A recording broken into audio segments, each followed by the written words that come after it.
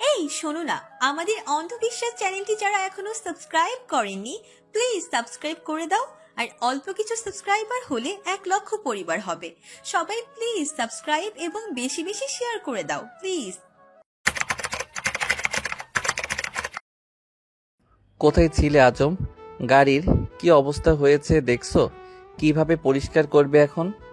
দেখো ভেতরে বালু ঢুকেছে কিনা। গাড়ি না চললে তোমার খবর করে ছাড়বো। গাড়ি ফেলে তুমি কোন চলে গেছিলে? স্যার ভাবছি নাস্তা কইরা আসি, কেবলই গাড়ি থন সরছি আর এর মধ্যে এই কাম হইছে। আমি এখন ওই পরিষ্কার করতেছি। আমি ফ্রেশ হয়ে নামতে নামতে যেন গাড়ি তৈরি পাই। বলে পুনরায় বাড়িতে ফিরে এলো রোজাইফ। ওকে এমন অবস্থায় বাড়িতে ঢুকতে দেখে অবাক হলো ফজিলাতুন্নেসা। তোর আবার কি হলো রোজাইফ? এই অবস্থা কে কইলো? কে করবে আবার? এসব ফালতু কাজ করার লোকের অভাব আছে নাকি? যত সব গেও ফাউল লোকজন। বিড়বিড় করতে করতে দোতলায় উঠে এলো। আর একটা সাদা শার্ট বের করে ওয়াশরুমে ঢুকলো। অনেকবার সাবান দিয়ে ঘষার পরও চেহারা লালচে হয়ে আছে দেখেও আবারও মেজাজের পারদ বাড়ছে তার। এভাবে অফিস গেলে লোকে হা করে তাকিয়ে থাকবে নির্ঘাত। আবারও রুমালের সাবান লাগিয়ে মুখ ঘষতে শুরু করলো সে। এবার মুখ ধোয়ার পর খানিকটা সন্তুষ্ট দেখালো, অনেকটা স্বাভাবিক লাগছে দেখতে। দ্রুত গোসল সেরে কাপড় পরে নিচে নেমে এলো। দিদার কাছ থেকে বিদায় নিয়ে এসে দেখলো গাড়ি অনেকটাই পরিষ্কার হয়েছে। গাড়ি চলে আজম?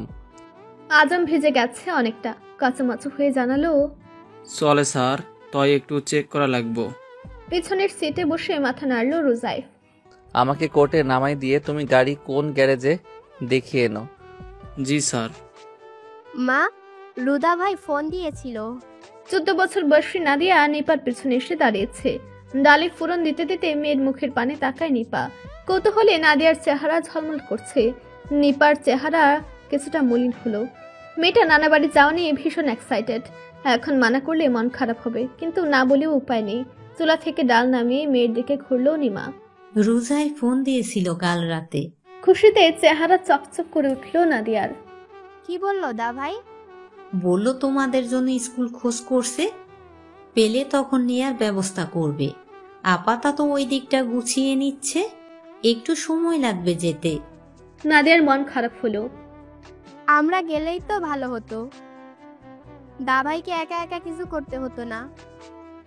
নিমা কড়াইতে তেল দিয়ে মাছ ছাড়তে ছাড়তে বলল, ওখানে অনেক ঝামেলা নাদিয়া, কে কিভাবে নেবে আমাদের সেসব ভাবতে হবে তো। আমরা গেলে তোর নানু আর রুজাইফ বিপদে পড়ে যেত। এই সেই ভালো, রুজাইফ সব ঠিকঠাক করে আমাদের ডাকবে। নাদিয়া মন খারাপ করে চলে যাচ্ছিল, নিমা ডাকলো, বাবা কোথায় নাদিয়া? নাহিয়ানকেও ডেকে আনো, দুপুরে খেতে হবে তো। খেতে বসে আবারও কথা তুলল নাদিয়া। মা চলো, আমরা নানুমণিকে না জানিয়ে রত্নপুর চলে যাই। হ্যাঁ মা, চলো যাই। নানু মনিকা ছাড়া ভালো লাগছে না এখানে। তাছাড়া ওখানকার স্কুলে তো পড়তে হবে, তাহলে দেরি করে লাভ কি? নাহিয়ান বোনের সাথে তাল দিল। ওদের বাবা হাসিম মাথা নিচু করে খাচ্ছে আর ওদের দেখছে। নিমা মাথা নাড়ে। মোটেই না, রুজাই বারবার মানা করেছে, ওখানে অনেক ঝামেলা হচ্ছে নাকি। হাসিম বড় ঢেকুর ছাড়ে। নিমা চোখ বড় বড় করে তাকাতেই দাঁত বের করে হাসলো। ও বউ চল যাই, পোলা মাইয়ায় এতবার কইতেছে যখন যাই চল, কেউ কিছু কইব না। আমারও আম্মা ছাড়া ভালো লাগতেছে না। 3 জনের মুখে দিকে তাকিয়ে নিমা হেসে দিল। মা কালকেই গেল আর আজ তোমরা এই শুরু করছো? মা যে রাগী, কথা না শুনলে না জানি কি করে। কিছু কবে না, মা আমারে ভালোবাসে, দেখলে খুশি হইব, রোজাইবও খুশি হইব দেখো। আরে না, আমরা একা গেলে রোজাই রেগে যাবে। পাগলামি ছাগলামি বুদ্ধি কইরো না কইলাম। মা প্লিজ চলো। 2 ভাই বোন মিনতি করলো। এখানে একা একা ভালো লাগছে না। তোদের স্কুল নাই, হুদাই কামাই দিবি কে? আরে বউ চলো যাই, পোলাপান খুশি হইলে আর কি লাগে। চলো চলো, রোজাইব গাইল দিলে আমি গাইল খামো। আগত্যা নিমা মেনে নিল, হাল ছেড়ে দিয়ে বলল, শুক্রবার যামু লঞ্চে কইরা, ওই দিন রোজাই ফেরও ছুটি থাকবে। ইয়ে, হিপ হিপ হুররে। 2 ভাই বোন লাফিয়ে উঠলো। হাসেম হ্যাঁ হ্যাঁ করে হাসে ছেলে মেয়ের খুশি দেখে। নিমা হাসেমকে দেখে অল্পতেই আনন্দিত হওয়া হাসেমের বড় গুণ। বোকা বোকা কাজকর্ম করা এই মানুষটাকে নিয়ে নিমার ভোগান্তির শেষ নেই। তবু কেন যেন হাসেমের আনন্দ দেখে তার ভালো লাগে, অকারণে চোখ বুজে ওঠে। বরিশাল সদরে জেলা জজ আদালতের ৪র্থ তলায় নিজের নির্ধারিত কামরা এলো রুজাইফ। চেয়ারে বসতে একজন এগিয়ে এলো। সালাম স্যার, আমার নাম মতিন, আমি আপনার অফিস সহকারী। ওয়ালাইকুম আসসালাম। বড় স্যার আছেন? মতিন পান খেতে খেতে একগাল হাসলো। স্যার এত সকালে আসে না, একটু অপেক্ষা করতে হবে স্যার। রুজাইফ টেবিলের ফাইলগুলো নেড়েচেড়ে দেখছে। জরুরি কোনো কেস আছে? না থাকলে আজ আমি বড় স্যারের সাথে দেখা করে চলে যাব। মতিন হাসলো। স্যার কেসের তো অভাব নেই, এই দেশে বিচারকের অভাবে মামলা মিটমাট হয় না। এই যে আপনার টেবিলে আপাতত 10টা ফাইল রাখা, সেগুলো খুব জরুরি তাই রাখছি। এখন আপনি আপনার সুবিধা মতো সময় ফাইল ক্লোজ করবেন। রুজাইফ বড় বিরক্ত হলো। এই লোক তো দেখা যাচ্ছে বেশি কথা বলে। একটা কথার বিপরীতে 10টা বাক্য বলা বাচালতার লক্ষণ। রুজাইফ বলল, আজ তাহলে কাজ শুরু করব না? এই এলাকায় আমি একদমই নতুন, সব গুছিয়ে নিতে আজ দিনটা লাগবে আমার। বাসা নিচ্ছেন স্যার? কোন এলাকায়? কোনো সাহায্য লাগলে আমাকে জানাবেন। রত্নপুর আছে আপাতত। রত্নপুর? এত দূর কেন স্যার? বরিশাল সদরে সুন্দর সুন্দর বাসা আছে, কাছাকাছি থাকলে আসা যাওয়াতে সুবিধা হয়। মতিন আঙ্গুলের চুনটুকু মুখে চালান করলো। দৃশ্যটা সুখকর লাগলো না রুজাইফের। সে একটা ফাইল টেনে নিয়ে তাতে মুখ গোজার আগে বলল, মতিন, আপনি একটু দেখেন জজ স্যার আসছে কিনা। জি স্যার। মতিন বেরিয়ে যাওয়ার 5 মিনিটের মধ্যেই হন্তদন্ত হয়ে ফিরে এলো। স্যার একটা সালিশি করতে হবে। রুজাইফ ঘাবড়ে গেল। কি সমস্যা? এক মেয়ের 2 স্বামী, মেয়েটা তাদের একজনকে ডিভোর্স দিয়ে যায়। এটা কখনো সম্ভব? কি সব বলেন? রুজাইফ অসন্তোষ নিয়ে তাকালো। মতিন হেসে দিল। স্যার আপনি তো পুরান মানুষ, 5 বছর চাকরি করে ফেলছেন, বিচিত্র সমস্যার অভিজ্ঞতা থাকার কথা তো আপনার। কি হয়েছে তাই বলেন। আচ্ছা বলা লাগবে না, তাদের ডাকেন দেখি কি সমস্যা। আপনি জায়গা চেয়ারে বসেন স্যার, আমি আসামিদের পাঠাই। রুজাইফ আদালতে যেয়ে বসলো। কিছুক্ষণ পরে 2জন ছেলে আর একটা মেয়ে এসে দাঁড়ায়। মেয়েটার বেশভূষা এক কথায় চমৎকার। লাল নীলের মিশেলে একটা তাঁতের শাড়ি, লম্বা বেনি করা চুল, আয়ত নয়ন আর কপালে ছোট্ট একটা টিপ, স্নিগ্ধ কোমল একটা মুখশ্রী। পাশে দাঁড়ানো ছেলেটাও দারুণ স্মার্ট। 5 ফিট 10 হবে উচ্চতা। নর্মাল প্যান্টের সাথে কালো রঙের শার্ট, পরিপাটি করে আঁচড়ানো চুল, ফর্সা গায়ের রং, তামাটি বর্ণ ধারণ করেছে। সম্ভবত রোদে থাকে ছেলেটা। তৃতীয়জনকে দেখলো রুজাইফ। খুব বেশি লম্বা না, তবে চেহারায় তাগড়া ভাব। লম্বা গোফ আর ধূর্ত নয়নদয় ঘুরছে সর্বদা। টাইট জিন্সের প্যান্টের সাথে পরা লাল শার্টের উপরে 3টে বোতাম খোলা, ক্রমশ বুক দৃশ্যমান। রুজাইফ মেয়েটার দিকে তাকিয়ে জানতে চাইলো, কি সমস্যা? তাগড়া যুবক এগিয়ে এলো। কি কবে? আমি কই? রুজাইফ তাকে থামালো। ওই বলবে, আপনি বলুন কি সমস্যা, তার আগে নিজের পরিচয় দিন। মেয়েটা পাশের জনকে দেখলো। সে ইশারায় মেয়েটাকে আশ্বস্ত করে ইশারা দিলে মেয়েটা মুখ খুলল। আমার নাম সকাল, পিতা মাজিদুর রহমান, ঠিকানা ব্যাপারী বাড়ি, রতনপুর। আপনি আমার কাছে আসেন, আপনার বড় ভাবি রাগ করবে না? ফজিলাতুন নেসার কথার বিপরীতে ঠোঁট উল্টায় রুমেলা। সে রাগ করলে বা কি না করলে বা কিভাবে, তার সাথে আমাদের কোনো সম্পর্ক আছে? একটা কথা সত্য কই, তুমি যতদিন রতনপুরে ছিলা ততদিন এই বাড়িতে আসছি আমরা। তুমি চইলা গেলা, এই বাড়িতে আসা বন্ধ হইল আমগো। ফজিলাতুন নেসা বিস্মিত হলো। কেন? উনি তো আমাদের ভালোবাসতো রুমেলা বুবু। ছাই ভালোবাসতো, আমাদের ভাগের জমি ঠিকঠাক বুঝাই দেয় নাই মিয়া ভাই, সব দখল নিয়ে নিজের পোলাগো নামে দিছে। বুঝি তো এইসব বড় ভাবির কীর্তি, তার নিজের রক্তের মানুষ ছাড়া কেউ এই বাড়িতে আইতে পারে না। কি বলো এইসব?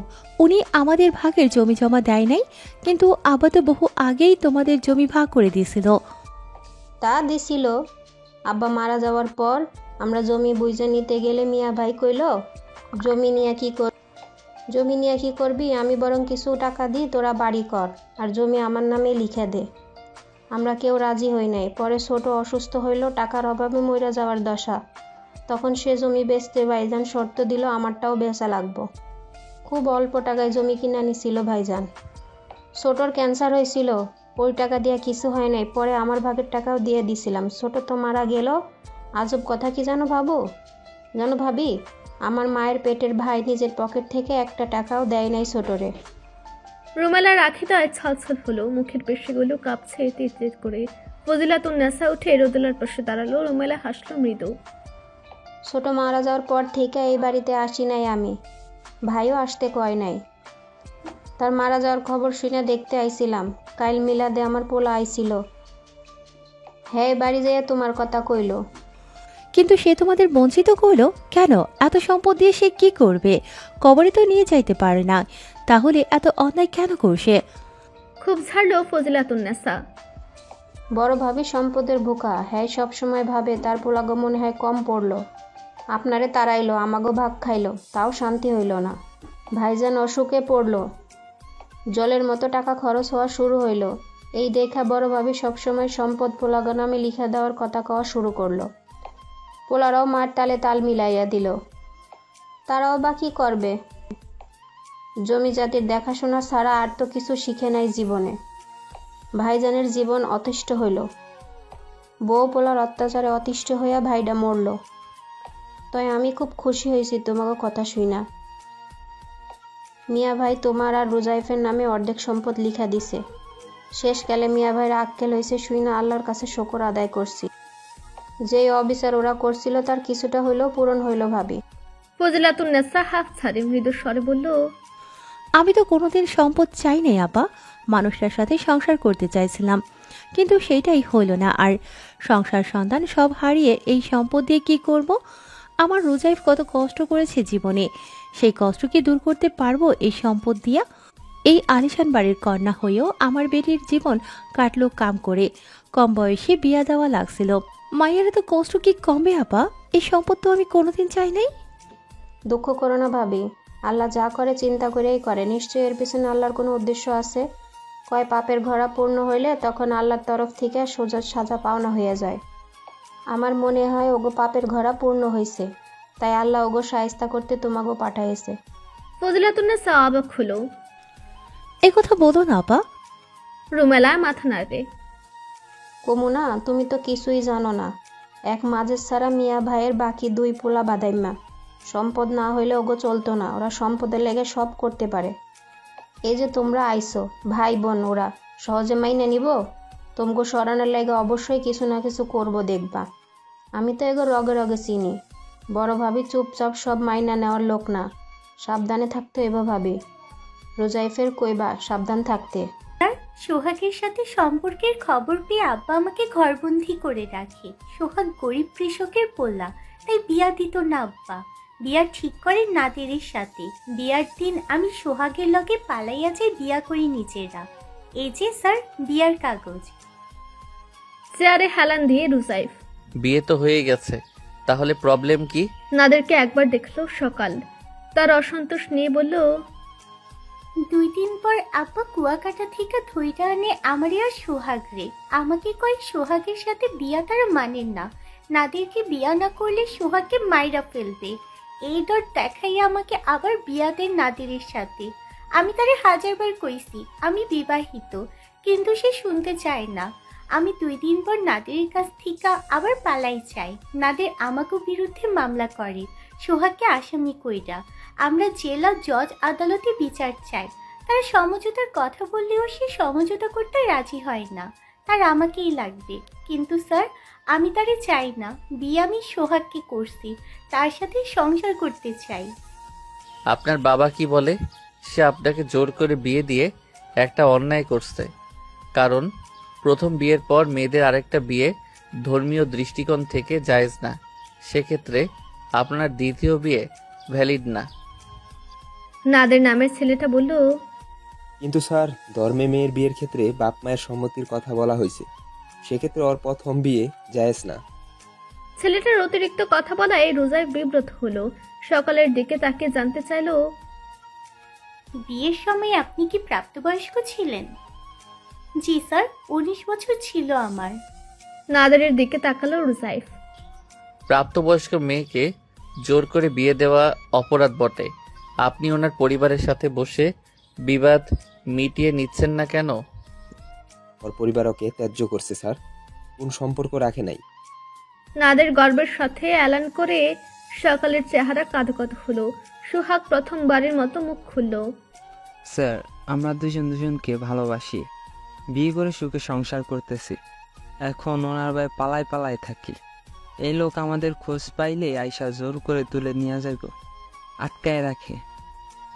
আশ্চর্য, উনি কি আপনাকে ফিজিক্যাল হতে ফোর্স করে?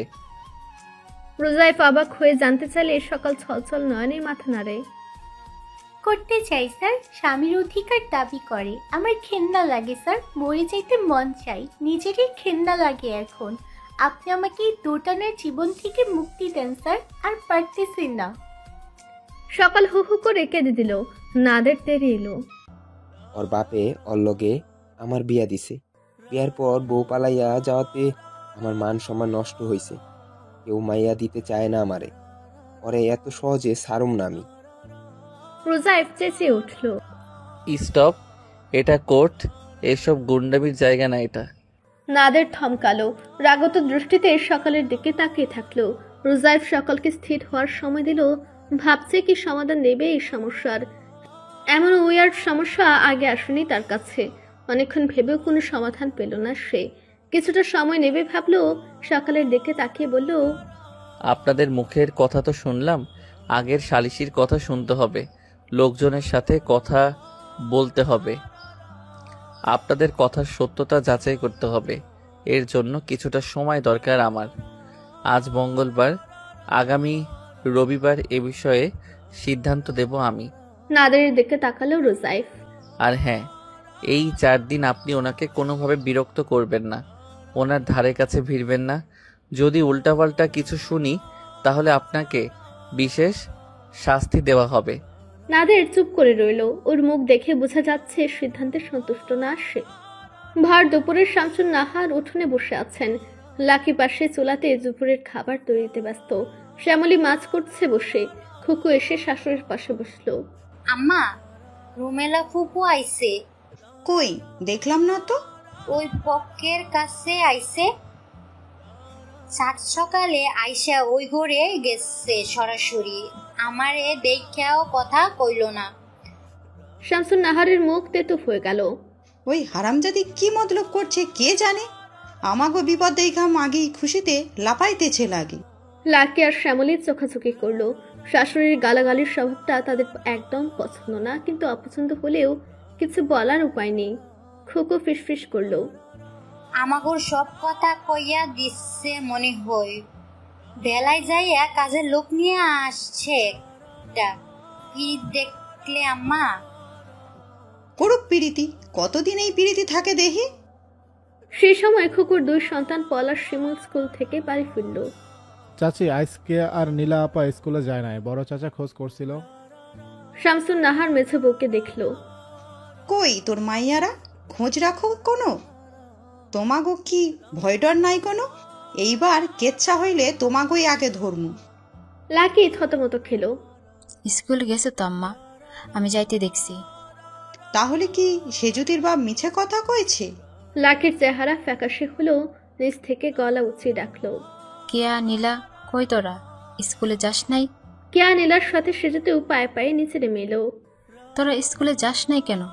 লাকি রেগে গেল। শ্যামলী অবাক হয়ে বলল, সেজুতি, তুইও কলেজ যাস নাই, করছিস কি তিনটা মিলা?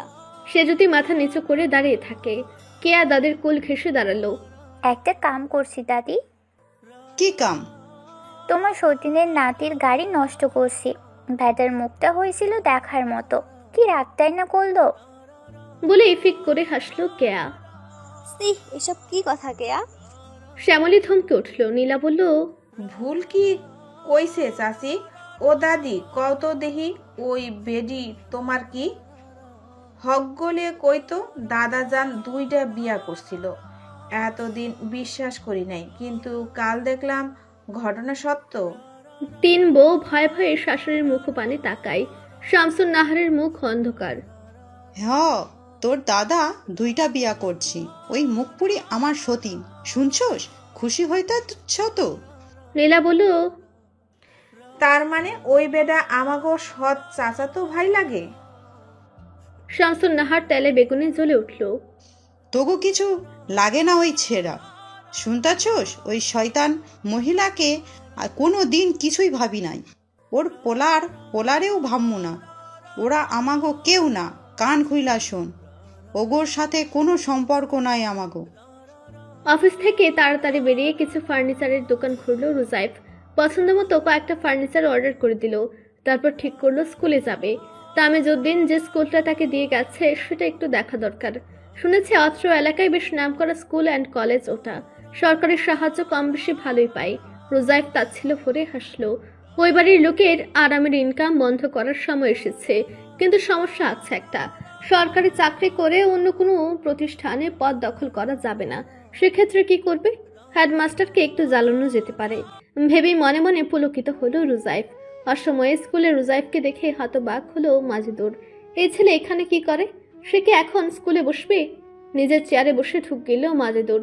সামনের অতিথির চেয়ারে বসে রুজাইফ তখন চারপাশে চোখ বুলিয়ে যাচ্ছে। হ্যাট স্যারের কামরার ডেকোরেশন বেশ চমৎকার। রুজাইফ তাকিয়ে হাসলো। ভালোই চলছে সব। আপনি কত বছর ধরে হেডমাস্টার চাচা যান? মাজেদুর চুপ করে রইল। মাসিক ইনকাম কেমন? সরকারি সাহায্য তো আসে ভালোই, তাই না? মাজেদুর এবারে চুপ। রুজাইফ একটু ঝুঁকে এলো সামনের দিকে। চাচা যান, আপনি একজন হেডমাস্টার হয়ে এমন কাজ করলেন কি করে? প্রাপ্তবয়স্ক বিবাহিত মেয়েকে দ্বিতীয়বার বিয়ে দেওয়ার মতো ঘোর অন্যায় কি করে করলেন চাচা যান? মাজেদুরের কপালে বিন্দু বিন্দু ঘামের রেখা। সে তুতলে জানতে চাইল, কও এসব কিছু বুঝতেছি না। কি চাও তুমি? স্কুলে কেন আইছো? নতুন ফার্নিচার অর্ডার করে আসলাম, কিছু টাকা লাগবে আমার। এই ধরেন 1,02,000। আর শোনেন, আপনাদের যেসব ফার্নিচার আছে ওইগুলো নামাই নিয়েন কালকের মধ্যে, নাইলে আমি ফালাই দিব। রোজাইফ উঠে দাঁড়াই। কি ভেবে বলল, স্কুলে মাঝে মাঝে আসবো এখন থেকে। স্কুলের হিসাবপত্রের খাতাগুলো একটু গোছাই রাখেন। কেন, কি করবা হিসাব দিয়া? রোজাইফ মধুর করে হাসলো। কি করব তা সময়ে দেখবেন চাচা যান, কিন্তু এখন আপনার জন্য চিন্তা হইতেছে আমার। সামনে সমূহ বিপদ, কেমনে যে সামলাবেন? কিসের বিপদ? এইটা একজন শিক্ষকের কাজ। কেমনে করলেন? বিবাহিত মেয়েকে জোর করে বিয়ে দেওয়া, জেল হইতে পারে। খুব সাবধান চাচা যান। হতভম্ব মাজেদুরকে পেছনে ফেলে বেরিয়ে এলো রোজাইফ। প্রচন্ড হাসি পাচ্ছে তার। না চাইতেও এদের বড় বড় দুর্বলতা তার হাতে চলে আসছে। এজন্য মেঘনা চাইতেও বৃষ্টি। এই ইবলিশগুলোর সাথে খেলাটা বেশ জমজমাট হবে বোঝা যাচ্ছে। রোজাইফ তৃপ্তির হাসি হেসে গাড়িতে উঠে বসলো।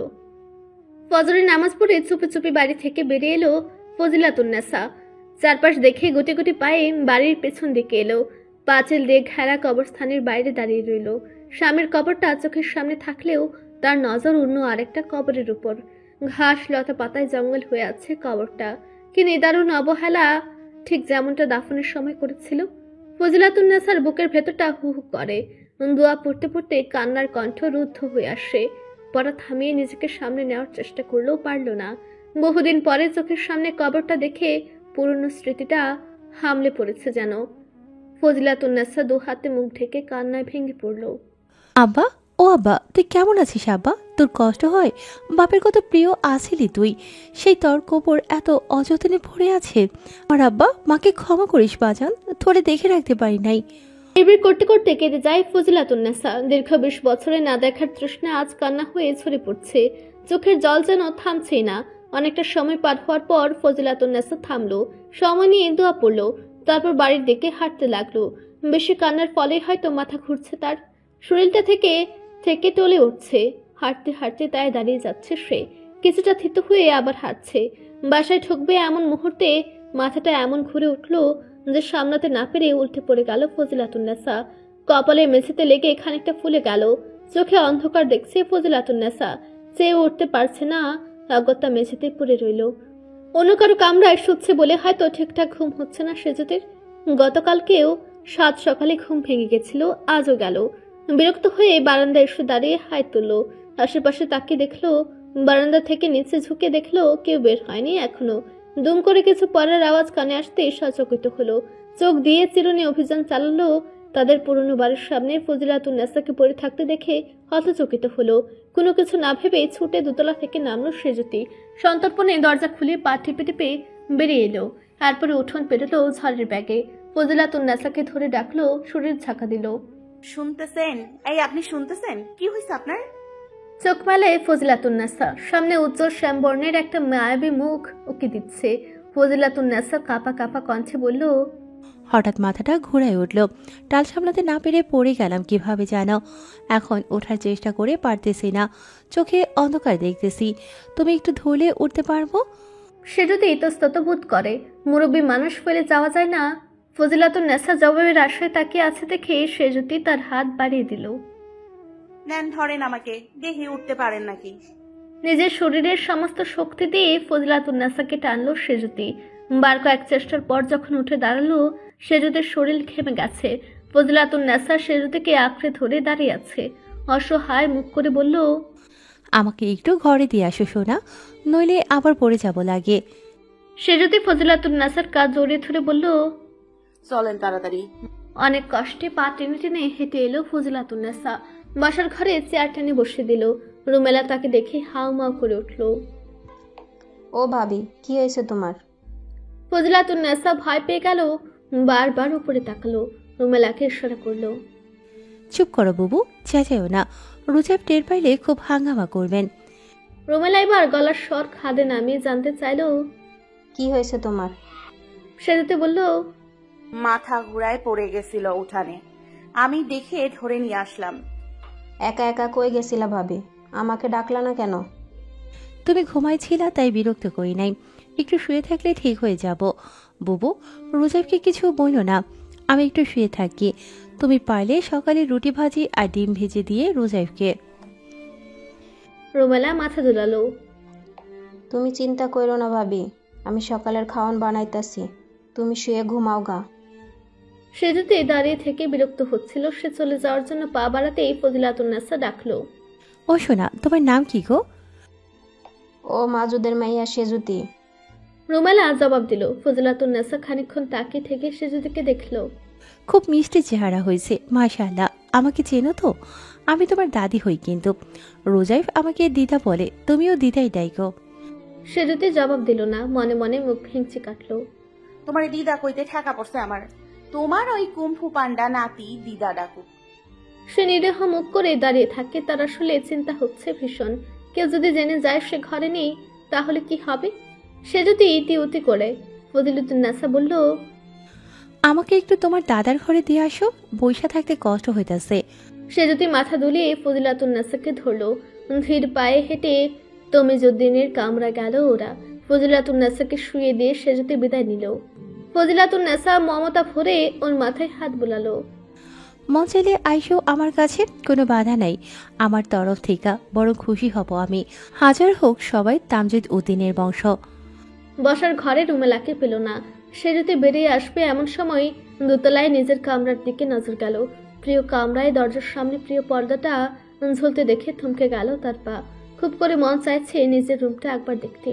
ওটা কি কেউ থাকে? কে থাকবে? ওই কুম্ফু পান্ডা? ওই বেটা নিশ্চয়ই মেয়েদের কামরায় থাকবে না। একবার দেখে আসে না হয় প্রিয় কামরাটা। ভূতগ্রস্তের মতো পায়ে পায়ে দোতলায় উঠে এলো সেজুতি। এক গমক টান অনুভব করছে নিজের মধ্যে। নিধান্বিত পাজরা থেমে যেতে চাইলেও মনের ইচ্ছার কাছে ধুপে টেকে না। নিজের অতি পরিচিত কামরার সামনে দাঁড়ালো সে।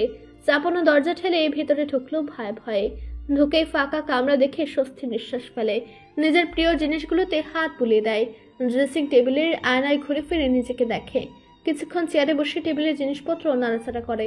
গোছানো বিছানা দেখে তার ঘুম পায়।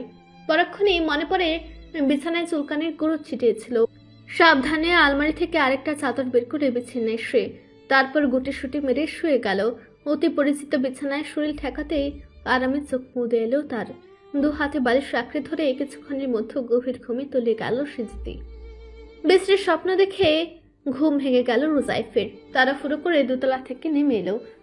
দিদার ঘরে ঢুকলো। তাকে চুপচাপ ঘুমাতে দেখে বুকটা ধক করে উঠল। এত বেলায় দিদা শুয়ে আছে কেন? কোনোদিন তো এমন হয় না। প্রতিদিন সকালে ঘুম থেকে উঠে ফজরের নামাজ পড়ে দিদা। রোজায় ভয় পেয়ে দিদার কপালে হাত দিল। মন দিয়ে শ্বাস চলছে কিনা দেখলো।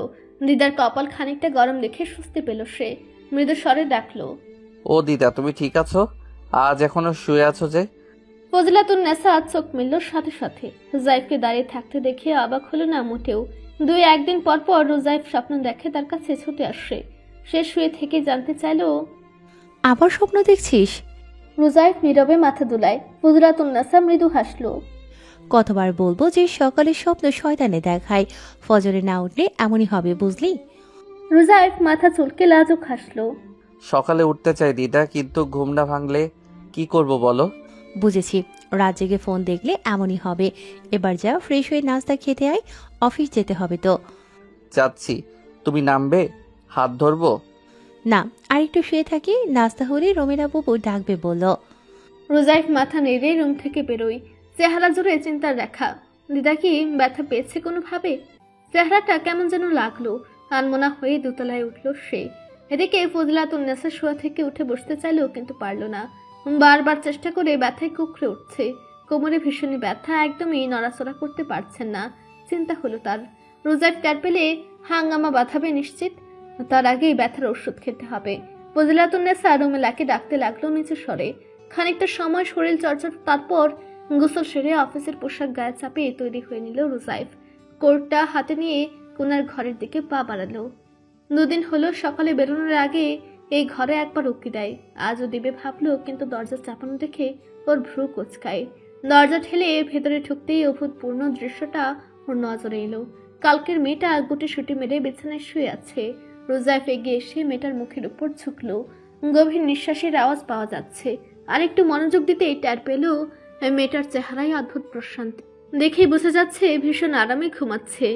রোজাইফ চরম বিস্ময়ে বিস্মিত। এই মেয়ে এখানে এলো কি করে?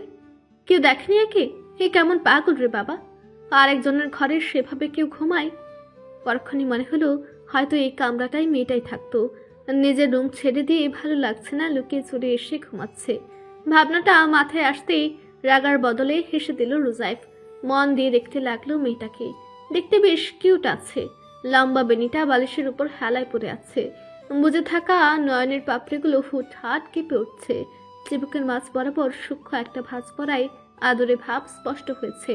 বালিশটা বুকে জড়িয়ে ডান হাতটা গালের নিচে রেখে কেমন ভাবুকের মতো শুয়ে আছে। একদম কিশোরী বালিকা যেন। বয়স কত হবে মেয়েটার? 18-এর বেশি হবে বলে মনে হয় না। রোজাইফ দেখলো চুলগুলো বাতাসে উড়াউড়ি করে মেয়েটার চোখের উপর পড়ছে, আর বিরক্তিতে ভ্রু কুঁচকে যাচ্ছে মেয়েটার। দেখতে দেখতে নিজের অজান্তে চোখে ঘুর লাগে রোজাইফের। নিচু হয়ে হুট করে ফু দিয়ে ছুরি উড়িয়ে দিল। এমন সময় চোখ মেলে চাইল সেজুতি। মুখের উপর রোজাইফের মুখ ভয়ে চিৎকার দিতে যাবে, এমন সময় রোজাইফ হাত দিয়ে ওর মুখ চেপে ধরল। রাগ উঠে গেল মুহূর্তেই। হিসিয়ে বলল, আরেকজনের ঘরে এসে ঘুমিয়ে আছো, আবার চিৎকার করে লোক জানান দিতে চাইছো? প্ল্যান কি তোমার? সেজুতির চোখ দুটো ঠিকরে বেরিয়ে আসার উপক্রম। সে সজোরে মাথা নাড়ল। রোজাইফ বলল, কি বলতে চাও? তুমি আসেনি, ভূত নিয়ে এসেছে তোমাকে? সেজুতি আবারও মাথা নাড়ে। রোজাইফ বলল, তুমি নিজেই তো আস্ত ভূতনি। ভূতের এত সাহস হবে যে তোমায় এখানে নিয়ে আসবে? ভূত তোমাকে দেখে ভয় পালাবে আরো। বলো, কেন এসেছো এ ঘরে? সাহস হলো কি করে? সেজুতি রোজাইফের হাত ছাড়াতে চাইলে রোজাইফ শাসালো। হাত সরাচ্ছি। খবরদার চেঁচামেচি করবে না। ঘরের বাইরে আওয়াজ গেলে তোমার খবর করে ছাড়বো। রোজাইফ হাত সরিয়ে নিতে সেজুতির ঘন ঘন শ্বাস নেয়। একটু ধাতস্থ হয়ে তেড়ে এলো। মাইরা ফেলতে চাইছেন আমারে? হেমনে কাউরে ধরে, শালা কুম্ফু পান্ডা কোথাকার! রোজাইফও তেতে উঠল। এই কি বললে? শালা বললে কাকে? আপনাকে। ভয় না পেয়ে জবাব দিল সেজুতি। রোজাইফ কঠোর গলায় বলল, আমি তোমার শালা লাগি কোন দিক দিয়ে? বরং তোমার ভাই আমার শালা হইতে পারে। আমার ভাইয়ের ঠেকা পড়ছে আপনার শালা হওয়ার। রোজাইফ বাঁকা হাসলো। পড়তেও পারে। সেজুতি উঠে দাঁড়ায়। এই সরেন তো, যাইতে দেন আমাকে। ফাউল কথা কবেন না একদম। রোজাইফ পথ আটকে দাঁড়ায়। এখন কোথায় যাবে? নিচে যামু। ঘরে আমারে না পাইলে আব্বা হাউ কাউ করবো। এখন এইভাবে যাওয়া চলবে না, কেউ দেখে ফেললে সমস্যা হবে। সেজুতি থমকে গেল। ভেবে দেখলো রোজাইফের কথা ভুল না, কেউ তাকে আসতে দেখেনি, এখন যেতে দেখলে সমস্যা, তার বাড়ির কেউ দেখলে তো বিশাল ঝামেলা হবে। ভয়া চুপসে গেল সেজুতি। সে রোজাইফের দিকে তাকালো, লোকটা কেমন করে তাকিয়ে আছে দেখো, বেয়াদব বেডা। রোজাইফ জানতে চাইলো, কি নাম তোমার, কোন ক্লাসে পড়ো? সেজুতি ঝাঁকিয়ে উঠলো, আপনারে কমু কেন? বলবে না? আচ্ছা ঠিক আছে, তোমার বাবাকে ডেকে আনি, দেখাই তার মেয়ের কীর্তি। রোজাইফ পা বাড়াতে সেজুতি বলে উঠলো, সেজুতি, আমার নাম সেজুতি, কলেজে ভর্তি হয়েছি এই বছর। নাম শুনে চমকিত হলো রোজাইফ। এত সুন্দর নাম আশা করেনি সে। অবশ্য এই চেহারার সাথে নামটা মিলে যাচ্ছে কেন যেন। ওকে নীরব দেখে সেজুতি খুব ছাড়লো। শব্দ স্বপ্নের কোন থেকে আইসা আমাগো ঘর দখল কইরা নিছেন? এত শখ কইরা ঘরখান সাজাইছিলাম, এখন অন্য কোথাও ঘুম আসে না ঠিক মতো। রোজাইফ কৌতুক ভরে ভাব করলো, তাই?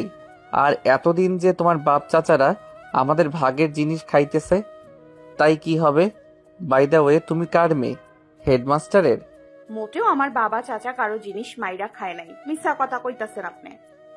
রোজাইফ এবার 2 কদম এগিয়ে সেজুতির গাল চেপে ধরলো। আমি মিথ্যে বলি না ডিয়ার গার্ল, মিথ্যেবাদী তোমার বাবা চাচা সহ পুরো গোষ্ঠী। ব্যথায় কুকে উঠলো মেয়েটা, তার মধুর সাপের মতো ফুস করলো, আপনিও এই গোষ্ঠীর পোলা। গোষ্ঠীরে গাইল দেওয়া মানে নিজেরে গাইল দেওয়া। সেজুতির জবাব শুনে কথা হারালো রোজাইফ। এতটুকুন পুচকে মেয়ে কেমন কথার পিঠে কথা বলছে দেখো, এতটুকু ভয় ডর নেই। রোজাইফ কিছু বলতে যাচ্ছিল, তার আগেই রোমেলার কণ্ঠ শোনা গেল। তাকে নাস্তা খেতে ডাকছে মৃদু স্বরে। নার্ভাস হয়ে সেজুতির চোয়াল ছেড়ে দিল সে, আঙ্গুল উঁচিয়ে শাসায়। তোমাকে তো আমি পরে দেখে নিব, যত তাড়াতাড়ি সম্ভব বিদায় হও এখান থেকে। আর কখনো যেন না দেখি এ বাড়ির আশেপাশে, না হলে আমার চাইতে খারাপ কেউ হবে না। বলে রুম থেকে বেরিয়ে এলো। সেজুতি সেদিকে তাকিয়ে মুখ ভ্যাংচাই। আমার ঘরে নাকি আমি আসবো না? আসবো, 100 বার আসবো। কে ঠেকায় এটাও দেখবো। ঘড়ির দিকে তাকিয়ে আটকে উঠলো। কাল কলেজে যায়নি, আজও না গেলে বাবা কি করবে জানে না। ভয়ে ভয়ে বারান্দার দরজায় উকি দিল সেজুতি। মা চাচিরা কে কোথায় আছে দেখার চেষ্টা করলো। সে চায় না কেউ ঘুণা ঘরেও টের পাক সে এখানে এসেছে। উকি দিয়ে সরে এলো। মা চাচি দাদি সবাই উঠোনে। চিন্তায় ঠোঁট কামড়ে ধরলো সেজুতি। এখন এত লোকের মাঝে এসে ঘরে ঢুকবে কি করে? তাছাড়া এখন না গেলে তো মা কিছুক্ষণ পর তার খোঁজ করবে। তখন যদি তাকে রুমে না পায় তাহলে? উত্তেজনায় ঘামতে লাগলো সেজুতি। কিছুক্ষণ অপেক্ষা করে আবার উকি দিল। দেখলো শামসুন নাহার আর শ্যামলী ঘরে যাচ্ছে। তাড়াতাড়ি করে রুম থেকে বেরিয়ে এলো পায়ে পায়ে। চারিপাশে সতর্ক দৃষ্টি ফেলে রোজাইফদের বাড়ি থেকে বেরোলো। আড়ালে দাঁড়িয়ে অপেক্ষা করলো লাকির সরে যাওয়ার। 10 মিনিট পার হওয়ার পরও লাকির কোনো নড়চড় নেই। অধৈর্য হয়ে যাচ্ছে সেজুতি। তখনই ভাগ্যক্রমে লাকি ঘরে ঢুকলো কিছু আনতে। এই সুযোগে সেজুতি এক ছুটে ওপাশ দালানে পৌঁছে গেল। কোনো রকমে দরজা পার হয়ে সিঁড়ির গোড়ায় দাঁড়িয়ে পড়লো। শ্যামলীর সবজির বোল হাতে স্টোর রুম থেকে আসছিল। সেজুতিকে দেখে ভ্রু কুচকে তাকালো। তুই কই গেছিলি? সেজুতি নার্ভাস হয়ে হাসলো ঠোঁট টেনে। কই যামু? হ্যাঁ, মানলাম নিচে, কলেজে যাইতে হবে না। ও ওগো 2 বোন রে ডাকোস নাই কেন? স্কুল আসে না ওগো? আচ্ছা ডাকতেছি। সেজুতি হাফ ছেড়ে উপরে উঠতে শুরু করলো। শ্যামলী পিছু ডাকে। শোন, আইস কোনো ঝামেলা করবি না। কাল রাতে তোর বাপ রাগ করছে, কলেজ নামাই দিতে না করছে। সেজুতি মাথা দুলিয়ে সায় দিয়ে দোতলায় উঠে গেল। শ্যামলী সেদিকে তাকিয়ে দীর্ঘশ্বাস ফেলে। মেয়েটা নিজের কামড়ার জন্য মনে মনে কষ্টে আছে বুঝে সে, কিন্তু কি করবে মেনে নেওয়া ছাড়া? নিজের ঘরে থাকার শান্তি আবার কবে হবে জানে না।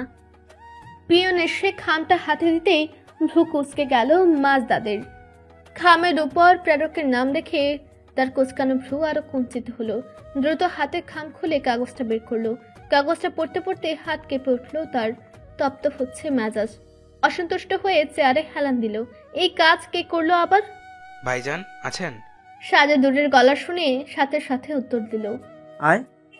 সাজেদুর ভেতরে ঢুকে চেয়ারে বসলো। ভাইকে চিন্তিত দেখে জানতে চাইলো, কিছু হয়েছে ভাইজান? মাজেদুর কাগজটা এগিয়ে দিল। সাজেদ কাগজে চোখ বোলাতে বোলাতে অবাক নেত্রে ভাইয়ের দিকে তাকালো। কি কাম কখন হইল? এখনই। কি করবেন এখন? কিছু করার আছে, যাওয়া লাগবে। এসব গ্রামের মানুষের কানে গেলে কি হইব বুঝছেন? আমাদের বাড়ির বদনাম, স্কুলেরও বদনাম। আরো মাইয়া আছে বাড়িতে, তাকে বিয়া শাদি। সাজেদের কণ্ঠে অসন্তোষ। মাজেদ গুম হয়ে বসে রইল। সাজেদ বলল, ভালো উকিল ধরা লাগবে ভাইজান, উকিল ছাড়া কথা কখন যাইব না। শম্ভু কাকাকে একটু খবর দে, কথা কইয়া দেখি কি কয়। সাজেদ মাথা নাড়ে। আর একটা খারাপ খবর আছে। মাজেদ বাধ্য হয়ে জানতে চাইল, কি খবর? ওই পোলা তো জর্জ কোর্টের জজ, সদরের পোস্টিং হয়েছে। কস কি? বিস্ময়ে হতবাক মাজেদ। সাজেদ মাথা দোলালো। আমি ওই দিন ইউএনও অফিসে গেছিলাম, তারে সেখানে দেখা এলাম। পরে খোঁজ নিয়ে জানলাম সে জজ হইয়া আইছে ওখানে। তাইলে এখন কি করুম? ওই তো সবাই নিজের ইশারায় নাচাইব। কি করব জানি না, তবে প্রচুর ক্ষমতা তার। শুনলাম চাকরির রেপুটেশন অনেক ভালো। আগে ফরিদপুর ছিল, সেইখানে খোঁজ নিয়ে দেখছি সবাই এক নামে চেনে। মাজেদ ওর চিন্তিত হয়ে উত্তর দিল, বোঝা যাইতেছে অনেক পরিকল্পনা কইরা এইখানে আইছে। ফজিতুন নেশা সবকিছুর শোধ নিব লাগে। সাজেদ চতুর লোকের মতো হাসলো। সবারই কোনো না কোনো দুর্বলতা থাকে ভাইজান, ওগো আছে। আমাকে উচিত হইব ওগো দুর্বলতা খুঁজে বাইর করা। সাজেদের কথার নেগরো মানে বুঝতে ব্যাগ পেতে হলো মাজেদের। কি কইতে চাস? কইতাছি ওগো দুর্বলতা যাই না রাখুম, ওরা বেশি লাফালাফি করবো তো সেই দুর্বলতায় আঘাত আনবো, বুঝছেন? বুঝেছে মাজেদ, তবে কেন যেন কোনো কিছুতেই কোনো ভরসা পাচ্ছে না।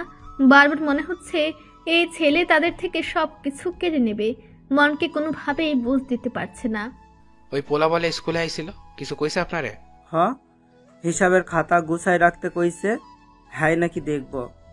সে ও টাকার কথাটা বলতে পারলো না কেন পারলো না নিজেও জানে না। গতকাল সারাদিন কয়েক জায়গায় ছোটাছুটি করে ক্লান্ত হয়ে বাসায় ফিরেছিল রোজাইফ।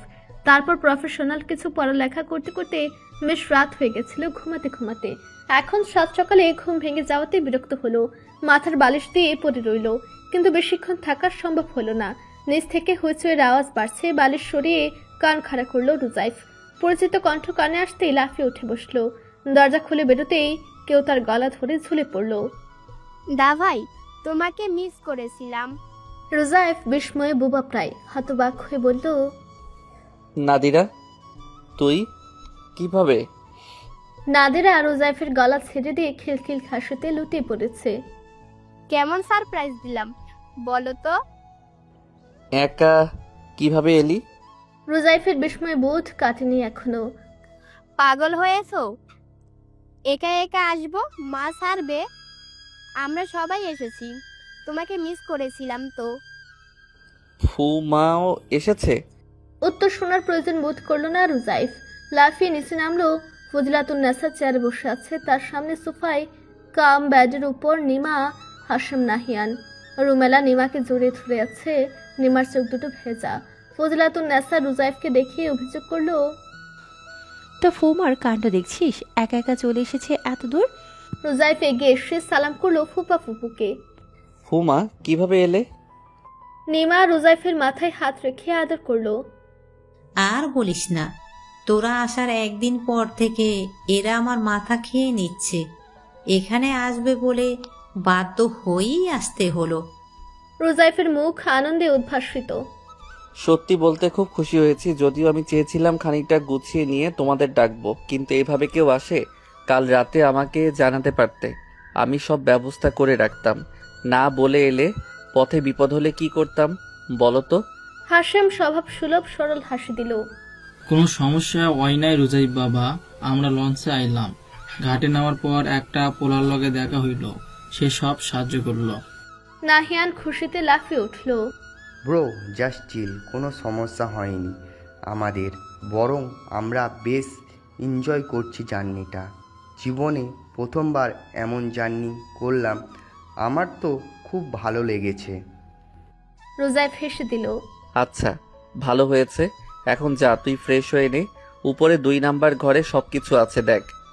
নাহিয়ান খুশি হয়ে গেল, নিজের ব্যাগ নিয়ে উপরে গেল। নাদিরা উপর থেকে চেঁচালো, দা ভাই, কোনার ঘরটা আমার জন্য সাজিয়েছো তাই না? কি দারুণ সুন্দর দা ভাই, থ্যাংক ইউ সো মাচ। রোজাইফ বলতে পারলো না যে সে ঘরটা সাজায়নি। ওর ইচ্ছে ছিল ওই ঘরটা নিজের মতো করে সাজিয়ে সে নিজে থাকবে। তবে নাদিয়ার উচ্ছ্বাস দেখে সে চুপ করে রইল। এমনকি ওই ঘরে থাকার জন্য মানাও করতে পারলো না।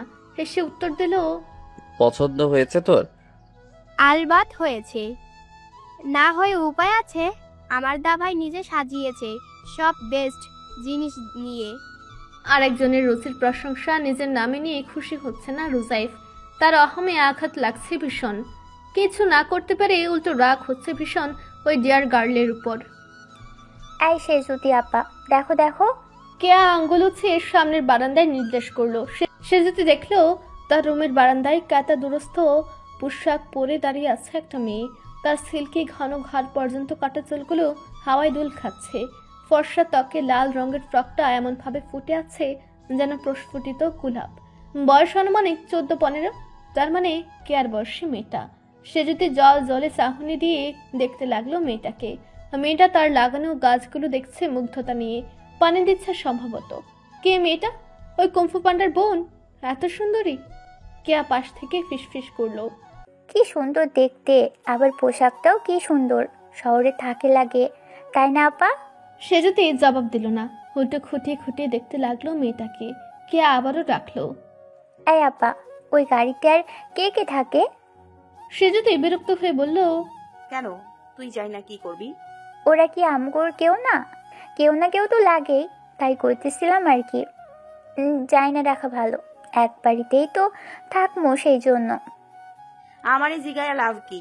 আমি কি ও করে চিনি আগে ঠিকা? তোর আব্বা অথবা চাচারে জিগা। হেরা কিছু কইতো না? কেয়া মুখ বাঁকায়, তাইলে চুপ থাক, আমার মাথা খাইস না। কেয়ার মুখ কালো হলো। সে যদি আপা সবসময় এমন করে, কিছু বলতে চায় না, উল্টো খালি ধমক দেয়। এদিকে সেজুতের পুরো মনোযোগ তার বারান্দায় নিবদ্ধিত। দেখছে সে ওই মেয়েটাকে। কিছুক্ষণ পর রুজাইফ এসে দাঁড়ায়। মেয়েটা উচ্ছ্বসিত হয়ে কি যেন বলছে। রুজাইফ হাসি মুখে তার কথা শুনছে। সে যদি অবাক হয়ে দেখলো সর্বদা রাগান্বিত থাকা রুজাইফের চেহারায় বাচ্চা সুলভ হাসি ফুটে আছে। সে যদি মনে মনে বিড়বিড় করলো, এই লোক হাসতেও পারে।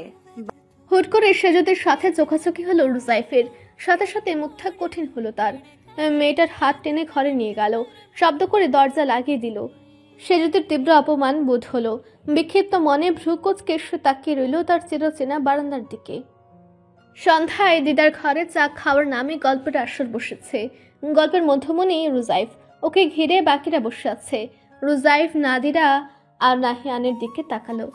তোরা আপাতত বাড়ির বাইরে যাবি না। কোথাও ঘুরতে মন চাইলে আমাকে বলবি, আমি নিয়ে যাব। আর আমি স্কুল কলেজের খোঁজ করছি, সদরে ভর্তি করাবো তোদের দুজনকে। একই জায়গায় দেব যাতে একসাথে আসা যাওয়া করতে পারিস, ঠিক আছে? নাহিয়ান মাথা দোলালো, ঠিক আছে ব্রো, কিন্তু একটা কথা বলো তো, নতুন জায়গায় এসেছি, একটু ঘুরে বেরাবো না? এভাবে বাড়িতে বসে থাকা যায়? সকালে ছাদে উঠে দেখেছি এ বাড়ির আশপাশটা বেশ সুন্দর। রোজাইফের চোয়াল শক্ত হলো। এই বাড়ির আশেপাশে যত সুন্দর, এই বাড়ির মানুষগুলো ততই ভয়ঙ্কর। তোদের নিয়ে কোনো রিস্ক নিতে চাই না আমি। আর ফুপা, আপনিও যখন তখন ঘর থেকে কোথাও যাবেন না। বাইরে বের হলে অবশ্যই ফুমাকে বলে যাবেন, আর কারোর সাথে আলাপে যাবেন না, ঠিক আছে? হাসিম বাধ্য ছেলের মতো মাথা দুলালো। ফজিলাতুন্নেসা বসে বসে সব দেখছে। হুট করে বলে বসলো, এত সাবধান থাকার কিছু নাই রোজাইফ। ওরা তোর পরিচয় পাইলে কিছু করার সাহস পাবে না। তাছাড়া এক বাড়ির মধ্যে থেকে এত কিছু মাথায় রাখা যায় না আসলে। এই বাড়িতে এখন যারা আছে তাদের কেউই আমাদের সম্পর্কে জানে না ঠিকঠাক। তাদের থেকে খারাপ কিছুর আশঙ্কা করা ঠিক না। রোজাইফ বিরক্ত হলো। দিদা, এসব কথা বলো না প্লিজ। ও বাড়ির কেউ যে আমাদের নিয়ে ভালো কথা বলবে না তা জানা আছে ভালো মতো। যারা নতুন তারা তো বড়দের কথাই বিশ্বাস করবে। আর ধরো যদি আমাদের নামে উল্টাপাল্টা নাও বলে, তবু বংশের ধারা বলেও একটা কথা আছে। ওরা কারণে অকারণে আমাদের হিংসে করবে, ক্ষতি করার চেষ্টা করবে। সেজন্য আমাদের জানা বা চেনার কোনো প্রয়োজন হবে না। আমি বলছি সবাই সাবধান থাকবে তো থাকবে, বেশি কথা বাড়িয়ে লাভ কি? নাদিরা রোজাইফের হাত ধরলো। আচ্ছা ঠিক আছে দা ভাই, আমরা কোথাও যাব না তোমাকে না জানিয়ে, ঠিক আছে? এত প্যানিক হইও না রে বাবা। রোজাইফ হেসে দিল। নেমা এতক্ষণ চুপ করেছিল, এখন সে মুখ খুলল। এ বাড়িতে না থাকলে হয় না রোজাইফ? মা বলেছিল শহরে বলে একটা বাড়ি আছে, তাহলে আমরা সবাই ওই বাড়িতে থাকলেই তো হয়। রুজাইফ মাথা নাড়ে। সবকিছু এত সহজ ভেবো না ফুমা। হুট করে উড়ে এসে সব দখল করে নিতে চাইলে ওরা কি সহজে ছাড়বে? ওখানে থাকলে ওরা সহজে অনেক শয়তানি করতে পারবে। ওরা কেমন তা তো আর তোমাকে বলার দরকার নেই। আমাদের ক্ষতি করার কোনো অপশন পেলে ছাড়বে না, তাই রিস্ক নেব না আমি। একটা কথা মনে রেখো, শত্রুর যত কাছে থাকবে তত নিরাপদ থাকবে। রুম জুড়ে নীরবতা নেমে এলো। রুজাইফ গলা নামালো। খুব সহজে কাউকে বিশ্বাস করবে না, কারো কাছে কোনো গোপন কথা বলবে না। অন্তত কিছুদিন তোমরা আমার কথা মেনে চলো। সম্পদের বিলি বন্টন হোক, আমাদের ভাগের জিনিস বুঝে নেই, তারপর আর এখানে থাকার প্রশ্নই ওঠে না।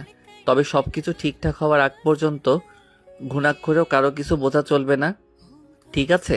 সবাই মাথা দুলিয়ে সায় জানালো। হাসেম হাসি হাসি মুখ করে বলল, আমি তাহলে কি করুম রুজাইব? রুজাইফ হতচকিত হলো। কিছুক্ষণ তাকিয়ে থাকলো হাসিমের দিকে। সত্যি বলতে হাসিমকে নিয়ে তার বড় ভয় হয়। লোকটার কাজের কোনো আগা মাথা নেই, পরিস্থিতি বোঝার জ্ঞান নেই। ভেবে নিয়ে মুচকি হাসে রুজাইফ। আপনি গোয়েন্দা হবেন ফুপা, নজর রাখবেন সব দিকে। কে কি বলল তা শুনে পেটে জমা করবেন। আমি অফিস থেকে ফিরে এলে আমায় সব জানাবেন, ঠিক আছে? হাসেম ভীষণ খুশি হয়ে দাঁত কেলিয়ে হাসলো। ঠিক আছে, এই কাজ আমি খুব ভালো কইরা করুম, দেখো। হাসেমের উত্তর শুনে রুজাইফ খুশি হলো। মানুষটা এই কাজে ব্যস্ত থাকলেই ভালো, অন্তত অন্য কোনো ঝামেলায় জড়াবে না। তাহলে মায়ের অনুমতি নিয়ে গেটের পাশের ফাঁকা জায়গায় বাড়ি বানানোর কাজ শুরু করেছে মাজেদ। সন্ধ্যায় স্কুল থেকে ফিরে চেয়ারে বসে থেকে মিস্ত্রিদের কাজই দেখছিল। তখনই সে যদি পায়ে পায়ে বাবার কাছে এসে দাঁড়ায়। মাজেদ একবার মেয়েকে দেখে আবার কাজ দেখায় মন দিল। সে যদি উসখুস করছে। মাজেদ আবারও মেয়ের দিকে তাকালো। কিছু বলবা আম্মা? সে যদি মাথা দোলায়। বাড়ি হইতে কতদিন লাগবে আব্বা? বছরের কাছাকাছি লাগবে আম্মা। সে যদি চোখ কপালে তুলল। 1 বছর? এতদিন ওগোর সাথে থাকা লাগবো আমাগো? সেজুদের মুখে আধার নামে। মাজেদ নরম চোখে মেয়েকে দেখলো। মেয়েটা ছোট বলে একটু আদুরে, তার উপর ভালো ছাত্রী বলে মাজেদ ভীষণ দুর্বল মেয়ের ব্যাপারে। সে কোমল গলায় বলল, তাড়াতাড়ি করার চেষ্টা করবো আম্মা, তয় বাড়ির কামে তাড়াহুড়ো করা যায় না। গাতনি ভালো না হইলে তো বাড়ি মাইয়া মারুম সবাই। সে যদি ভয়ে ভয়ে মৃদু স্বরে বলল, আমার ওই ঘরের জিনিসগুলো আনবা না আব্বা? মাজেদ না বুঝে মেয়ের মুখ পানে তাকালো। কি কইলা বুঝি নাই। সে যদি বুক ডিপ ডিপ করছে। বাবা আবার রেগে যাবে না তো? সে নর্ম কণ্ঠে শুধায়, কইতেছিলাম ওই ঘরে যেসব জিনিস আছে ওইগুলো আনলে হয় না? অনেক পছন্দ করে আনছিলাম। মাজেদ ক্ষণকাল চুপ থাকে, তারপর দীর্ঘশ্বাস ফেলে বলল, যা কিছু অন্যের হয় তাতে নিজের দাবি রাখতে নাই আম্মা। আমি তোমাকে নতুন জিনিস গড়াই দিব নে, ওর চাইতে সুন্দর জিনিস দিব।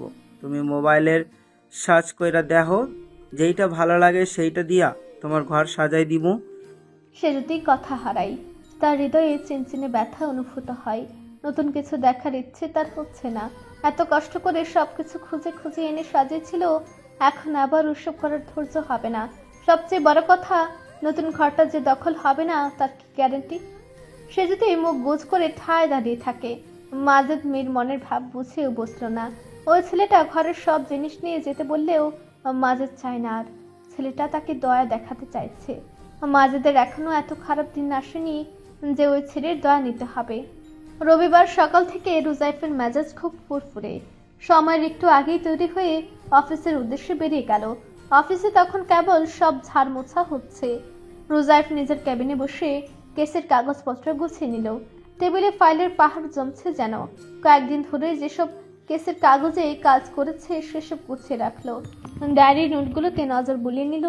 কিছু কিছু জায়গায় কারেকশন করলো। সব কাজ শেষ করে সন্তুষ্ট হয়ে ঘড়ির দিকে তাকালো। অফিস টাইম হয়ে গেছে আগেই। বেল বাজিয়ে সহকারীকে ডাকার আগেই তাকে দরজায় উকি দিতে দেখা গেল। স্যার, সব তৈরি, কাজ শুরু করবেন? রোজাইফ মাথা দুলাই। ওই মেয়েটা এসেছে 2 বিয়ের কেসটা? মেয়েটা আর তার প্রথম জামাই আসছে স্যার, তবে বিবাদে আসে না এখনো।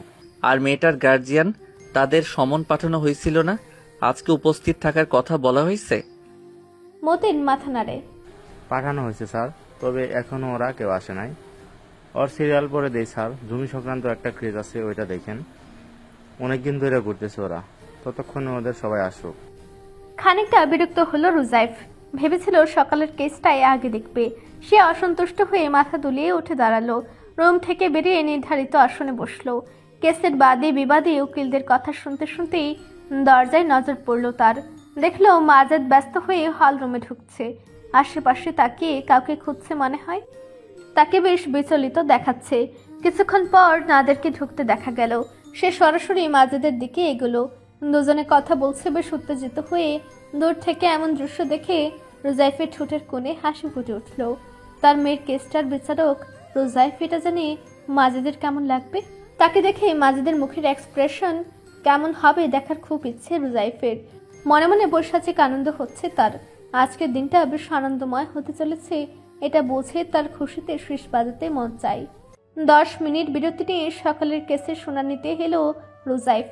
সকালের দিকে তাকিয়ে জানতে চাইলো, আপনার পরিবার থেকে কেউ এসেছে? সকাল মাথা দুলিয়ে বলল, আমার আব্বা আসছে স্যার। মাজেদকে হতবিহ্বল দেখালো। সে হা করে রুজাইফের দিকে তাকিয়ে আছে, যেন রুজাইফ কি বলছে তার কিছুই তার মাথায় ঢুকছে না। রুজাইফ বিচারক এই কথা সাজেদ বলেছিল বটে, কিন্তু তার নিজের মেয়ের কেসের বিচারক সেটা তো কোশমিন কালেও ভাবেনি। এসব কি হচ্ছে তাদের সাথে? মাজেদের অবস্থা দেখে রুজাইফ মনে মনে হাসলো। অপরিচিত ভাব দেখিয়ে মাজেদকে বলল, আপনি বাদীর বাবা, মেয়েকে জোর করে বিয়ে দিয়েছেন কেন? জানতেন না মেয়ে পালিয়ে বিয়ে করেছে? মাজেদ বোকা মানুষের মতো মাথা নাড়ে। জানতাম না, জানলে কি কেউ 2 বার বিয়া দেয় মায়ের? বাবার মিথ্যা শুনে সকাল চমকে উঠল। রুজাইফ গম্ভীর মুখ করে বলল, মিথ্যে বলছেন কেন? আদালতে দাঁড়িয়ে মিথ্যে বলার পরিণাম জানেন? মাজেদ প্রতিবাদ করলো, আমি মিথ্যে? আপনার কি মনে হয় মিথ্যে বলে আপনি বেঁচে যাবেন? উল্টো আপনার জেল হয়ে যাবে বিচারককে মিথ্যে বলার দায়ে। আমি কেন মিথ্যা বলবো? আমি তো। মাজেদ নিজেকে বাঁচানোর চেষ্টা করলো, কিন্তু রুজাইফ শুনল না। সে গাম্ভীর্যের সাথে মাথা নাড়ে। আজকে আপনার মেয়ের বিষয়ে সিদ্ধান্ত দেওয়ার কথা। আপনার বোঝা উচিত ছিল এখানে এমনি এমনি বসিনি আমি। গত কয়েকদিন যথেষ্ট খোঁজ খবর নিয়েছি। কাজেই মিথ্যা বলে আদালতের সময় নষ্ট করলে সেজন্য কঠোর শাস্তি পাবেন আপনি। মাজেদের চেহারা রক্তশূন্য হলো। পরিস্থিতি উল্টে যাবে সেটা হয়তো ভাবেনি সে। তার আগেই বোঝা উচিত ছিল এই ছেলে তাদের নিচু করার একটা সুযোগও হাতছাড়া করবে না। সে আমতা আমতা করলো। রুজাইফ কঠোর গলায় বলল, শুনুন, আপনার মেয়ে যখন পালিয়ে গিয়ে বিয়ে করেছিল তখন কি সে প্রাপ্তবয়স্ক ছিল? হ্যাঁ। তাহলে তাকে ধরে বেঁধে দ্বিতীয়বার বিয়ে দেওয়া কি উচিত হয়েছে? আর প্রথম স্বামীর সাথে তালাক না নিয়ে দ্বিতীয় বিয়ে দেওয়ার হেতু কি বলুন তো? সব জায়গায় তো গায়ের জোর চলে না। আইন আদালত বলে তো কিছু আছে তো নাকি? মাজেদ চুপ করে রইল। মেয়ের দিকে ভস্ম করে দেওয়ার দৃষ্টি দিল। রোজাইফ সবটা দেখলো, তারপর বলল, স্বামী থাকার পরেও আবার বিয়ে কি বৈধ না অবৈধ? কি মনে হয় আপনার? বলুন, আপনি একজন শিক্ষক হয়ে এমন ভুল কি করে করলেন? মাজেদ মুখে কুলো পেটে রইল। পাশ থেকে তার উকিল এগিয়ে এলো। স্যার, আমার মক্কেল আবেগের বশে ভুল সিদ্ধান্ত নিয়েছিল। সে অনুতপ্ত হয়েছে। এর জন্য যে কম্পেনসেশন দিতে হবে সে তা দিতে রাজি আছে। পাশ থেকে নাদের চেঁচিয়ে উঠল, এইসব আমি মানি না স্যার। সমাজে আমার মান সম্মান নষ্ট হয়েছে। এখন বউ পাওয়া ছাড়া অন্য কোনো সিদ্ধান্ত মানব না। মাজেদের সাথে নাদেরের তর্ক লেগে গেল। সবাই চেঁচামেচি শুরু করলে হট্টগোল শুরু হলো। রোজাইফ বিরক্ত হলো, সবাইকে শান্ত হতে বলল। কিছুটা সময় নিয়ে কাগজে কিছু লিখলো খসখস করে। তারপর বলল, মিস্টার নাদের সকাল প্রাপ্তবয়স্ক মেয়ে স্বইচ্ছায় বিয়ে করেছে মিস্টার সোহাগকে। তাদের বিয়ের উপযুক্ত প্রমাণ এখানে জমা আছে। 4 জন সাক্ষীর উপস্থিতিতে ওরা বিয়ে করেছে। সোহাগ শিক্ষিত কৃষক ছেলে, মা আর বোন ছাড়া কেউ নেই। পারিবারিক অবস্থা তেমন ভালো না। তাই জনাব মাজেদ রাগে জেদে মেয়েকে ঘরবন্দি করে সোহাগকে মেরে ফেলার ভয় দেখিয়ে পুনরায় আপনার সাথে বিয়ে করতে বাধ্য করে। কিন্তু দ্বিতীয়বার বিয়ে কোনো মেয়ের ক্ষেত্রে কোনোভাবেই সম্ভব না। তাই আদালত আপনার এবং সকালের বিয়ে বাতিল ঘোষণা করলো। তবে বাদী সকালের মানসিক অবস্থা বিবেচনা করে আদালত সিদ্ধান্ত নিয়েছে সকালকে মানসিক দ্বিধা দ্বন্দ্ব থেকে মুক্তি দিতে এই আদালতে আপনারা ডিভোর্স পেপারে সিগনেচার করবেন। ভবিষ্যতে তার উপর আপনার কিংবা আপনার উপর তার কোনো ধরনের অধিকার থাকবে না। এর সুষ্ঠু সমাধানের জন্য আপনারা চাইলে আদালতের বাইরে মিউচুয়াল করে নিতে পারেন নিজেদের সুবিধা মতো। যেহেতু এই অপ্রীতিকর ঘটনার জন্য মিস্টার মাজেদ দায়ী, তাই সব মীমাংসার দায় তার উপর বর্তায়। এখন আপনি তার সাথে কিভাবে মিটমাট করবেন সেটা একান্তই তার এবং আপনার ব্যাপার। আদালত এ ব্যাপারে হস্তক্ষেপ করবে না। ক্লিয়ার? মাজেদ উচ্চ স্বরে প্রতিবাদ করলো। এইটা আপনি কি বললেন জজ সাহেব? এখনো যদি কোনো অন্যায় দাবি করে তাও কি আমার পূরণ করা লাগবে? দরকার হলে করবেন। আফটার অল ঝামেলা আপনি তৈরি করেছেন। আর হ্যাঁ, সকাল আর সোহাগের জীবনে যে পীড়াদায়ক পরিস্থিতি তৈরি করেছেন তার ক্ষতিপূরণ হিসেবে আপনি নিজে তাদের বিবাহ পরবর্তী অনুষ্ঠানের আয়োজন করবেন। গ্রামের গণ্যমান্য মানুষদের উপস্থিতিতে কোণে বিদায় দেবেন। এজন্য 1 সপ্তাহ সময় দেওয়া হলো আপনাকে। মাজেদের চেহারা হলো দেখার মতো। সে সাথে সাথে প্রতিবাদ করলো। নিয়মিত ভালোবাসার গল্প শুনতে এবং পড়তে আমাদের অন্ধবিশ্বাস চ্যানেলটি সাবস্ক্রাইব করে পাশে থাকা বেল আইকনটি ক্লিক করুন। ধন্যবাদ সবাইকে।